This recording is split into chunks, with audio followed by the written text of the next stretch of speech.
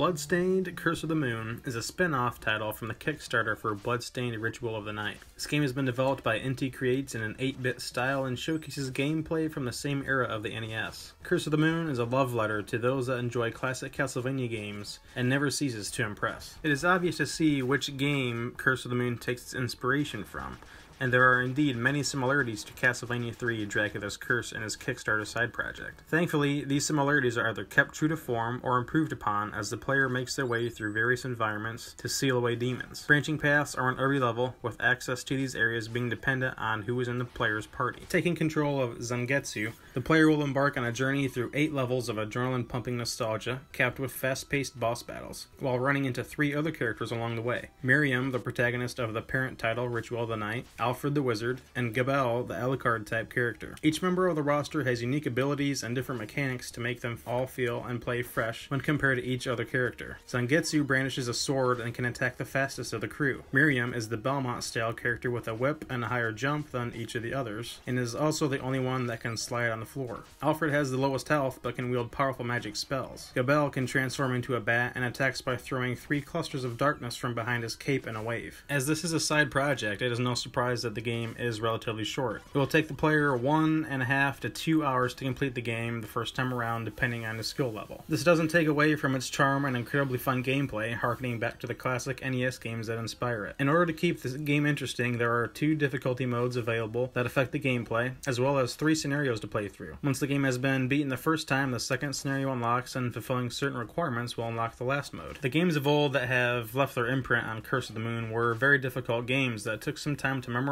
enemy layouts and strategies to get through each stage. This current iteration is much less difficult than the original Castlevania franchise, but the later levels are pretty challenging. There is still a lot of fun to be had with the game for any skill level though, as casual mode gives the player unlimited lives and removes the knockback received from getting hit by an enemy. Veteran mode is the classic style gameplay that gives the player 3 lives at the beginning of the game, and additional lives can be found in the stages, in 1-up icons, or acquired through an accumulation of points. Boss attacks and patterns are also slightly different between difficulty modes. At the end of the first few stages, a new character will be rescued from the clutches of a demon. Once the character has been freed, there are 3 choices to make. Recruit the character to your party, ignore them and continue on your way, or sacrifice them to acquire a new ability for Zangetsu. Each player choice during these situations affect the ending of the game, and it is a mechanic that I didn't even realize until I had played through the game 3 times already. This adds immense replay value to Curse of the Moon. This deeply engrossing nostalgia trip is everything classic Castlevania fans have been waiting for. Fair but challenging gameplay, branching paths in the stages, cast of characters that can be switched on the fly,